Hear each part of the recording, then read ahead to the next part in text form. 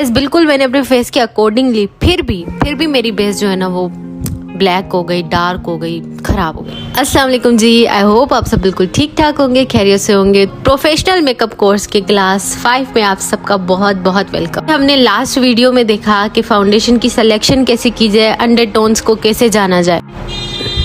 तो आज जो है ना वो हम ये जानेंगे कि किस तरह से फाउंडेशन के ऑक्सीडाइजेशन से बचा जाए।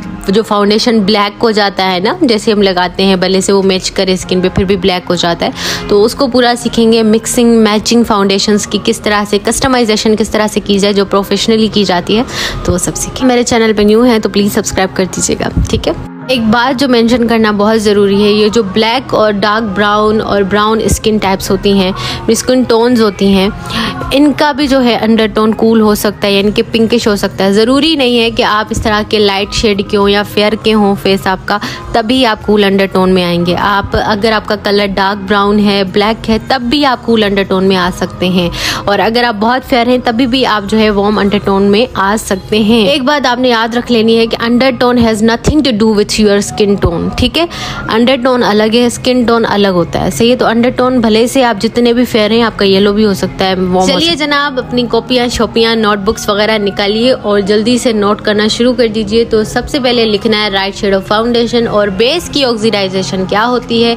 ये ऑक्सीडाइजेशन क्या होती है, बहुत बार ये वर्ड सुना होगा, ऑक्सीडाइज ऑक्सीडाइज, ये क्या है भाई, आखिर होता क्या है? मसला नहीं, मैं बताती हूँ कि ये ऑक्सीडाइजेशन क्या है। सबसे पहले तो अगर आप जो है ना प्रेजेंट लिखने वाले हैं तो प्रेजेंट मत लिखिएगा, मैं कुछ आपको बताऊंगी, आप वो लिखिएगा, ठीक है। कुछ चैनल में करेंगे के तौर पे, जब हम एप्पल काटते हैं, ठीक है, सेब काटते हैं, अगर हम इसको थोड़ी देर बाहर रख लें, बाहर रख दें, तो क्या होता है, वो काला होना शुरू हो जाता है, ठीक है, ब्राउन। और हम बनाना काट के रखें तो वो भी काला होना स्टार्ट हो जाता है। ऐसा होता है ना। सेम वे है कि जब हम फाउंडेशन फेस पे अप्लाई करते हैं और हम बाहर जाते हैं या जैसे ही अप्लाई करते हैं, यानी कि वो ऑक्सीजन के साथ वो कांटेक्ट में आता है, तो वो क्या होता है, डार्क होना स्टार्ट हो जाता है। ऑयल्स और उसके जो पिगमेंट्स हमारे स्किन के होते हैं वो छूटते हैं, वो फाउंडेशन के साथ मिलके एक अलग ही कोई पिगमेंट बन जाता है, जिसको कहते हैं बेस की ऑक्सीडाइजेशन।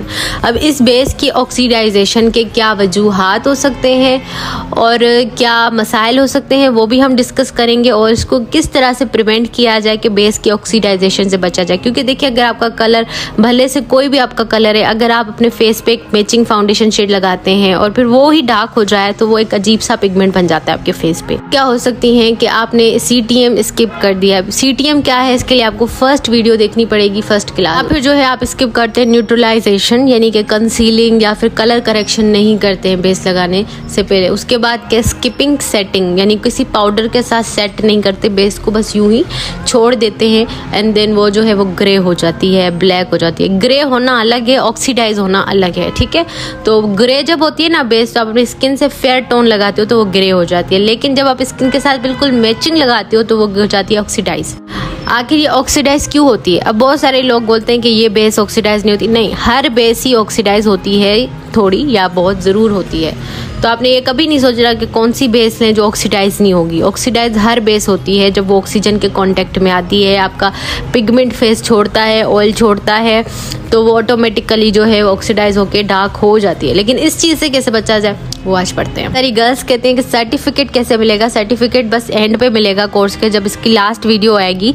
उसके बाद आपने इंस्टाग्राम पे मेरे मैसेज करना है, अपनी जीमेल आईडी और विथ नेम आप भेजिएगा, फिर हम आपकी जीमेल आईडी में आपका सर्टिफिकेट भेजेंगे। अगर आप पास इंस्टाग्राम नहीं है तो आप मेरे फेसबुक पेज पे भी कांटेक्ट कर सकते हो। इससे पहले हम क्या करेंगे, फाउंडेशन की मैचिंग, फाउंडेशन की मिक्सिंग और फाउंडेशन की कस्टमाइजेशन। अब ये मैं आपको प्रैक्टिकली करके दिखाऊंगी, तो ही आपको यकीन आएगा कि ये कैसे होता है। और ये सैलून में ही किया जाता है, ये पॉलर के सीक्रेट्स हैं जो आपके साथ शेयर कर रही हूँ।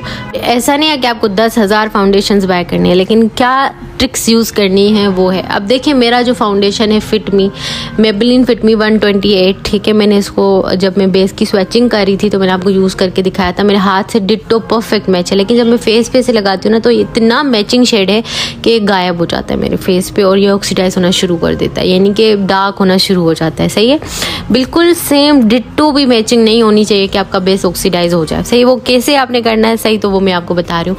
अब ये जो है ना 120, अब ये मैं लगाऊंगी, मेरा बेस ग्रे हो जाएगा क्योंकि ये मेरे स्किन से फेयर है और ये ग्रे हो जाएगा। जब मेरे फेस पे ना ये लगेगा तो ये ग्रे हो जाएगा। अब वाइट चीज किसी ब्राउन पे लगेगी तो वो क्या होगा, ग्रे होगा ना। एक दूसरी बात मैं आपको कह दूं कि आपका जो भी कलर है ना, आप बहुत प्यारे हो। ये मैं नहीं कह रही, ये अल्लाह कहता है, ठीक है ना, कि हमने सबको खूबसूरत बनाया है। तो हम कौन हैं जो कहें कि हम खूबसूरत नहीं। पहला जो प्रोफेशनल मेथड है ना, वो होता है 2 फाउंडेशंस को आपस में मिक्स करना। जैसे हमने कहा मिक्सिंग ऑफ फाउंडेशंस, एक अपने स्किन टोन से लाइट और एक अपने स्किन टोन जैसा फाउंडेशन, यानी एक सफ़ेद और एक थोड़ा सा अपने स्किन टोन जैसा। अब जब आप इन दोनों को मिक्स करोगे ना, तो एक बहुत ही खूबसूरत शेड बनेगा जो कि आपकी स्किन से बहुत ज़्यादा फेयर नहीं होगा, पर ये होगा कि जब वो ऑक्सीडाइज होगा तो आपके स्किन टोन का बनेगा, ठीक है। क्योंकि जब हम बिल्कुल मैचिंग स्किन से फाउंडेशन लगाते हैं ना, तो वो ऑक्सीडाइज होके डार्क हो जाता है, किसी और के स्किन टोन का फाउंडेशन बन जाता है। लेकिन जब हम 1-2 फाउंडेशन